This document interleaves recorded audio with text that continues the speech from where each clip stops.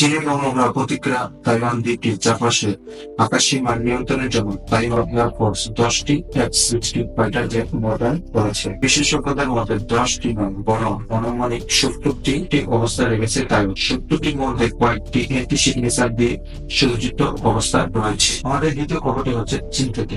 চীন নতুন all terrain সামরিক জাহাজ তৈরি করেছে, যেটির ডাকনাম রেখেছে জায়ান্ট লিজার্ড। তৃতীয় খবরটি ফিলিপাইন থেকে। ফিলিপাইন বিমান বাহিনী আজ সর্বশেষ দুটি তুরস্কের তৈরি T-129 অ্যাটাক হেলিকপ্টার পেয়েছে। ফিলিপাইন 2020 সাল তুরস্কের সাথে $269 মিলিয়ন বিভিন্ন গভর্নমেন্ট টু গভর্নমেন্ট চুক্তির অধীনে 6টি T-129 অ্যাটাক হেলিকপ্টার অর্ডার করে, যা সর্বশেষ পঞ্চম ও ষষ্ঠ হেলিকপ্টার ডেলিভারি দিয়েছে আজ। পরবর্তী খবরটি হচ্ছে তুরস্ক থেকে। তুরস্ক কোম্পানি ব্লু ড্রাগন নামে একটি ন্যানো ড্রোন হেলিকপ্টার তৈরি করেছে। ন্যানো হেলিকপ্টার তাদের সমকক্ষদের তুলনায় অনেক বেশি ভিউ জেনারেট করতে সক্ষম। এই ন্যানো ড্রোনটি এয়ার স্ট্রেট টাইপ এবং এআই সাপোর্ট অফার করে।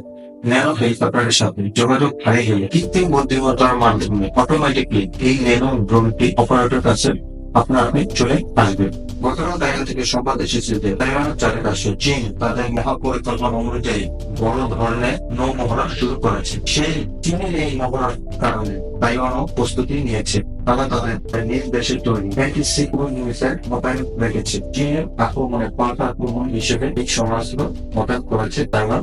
পরবর্তী খবরটি হচ্ছে পাকিস্তান। পাকিস্তানের প্রধানমন্ত্রী শেহবাজ শরীফ ইরানের সুপ্রিম লিডার আয়াতুল্লাহ খামেনির সাথে সাক্ষাৎকার করেছেন। তখন কাছে $2 বিলিয়ন ঋণ চেয়েছে। পরবর্তী খবরটি হচ্ছে রাশিয়াতে। রাশিয়ার Su-30 SL-2 ফাইটার জেট থেকে R-37M long range air two air missile, যেটির রেঞ্জ 300 কিলোমিটার, প্রথমবার একসাথে দুটি মিসাইল বহন করে আকাশে উঠতে দেখা যাচ্ছে।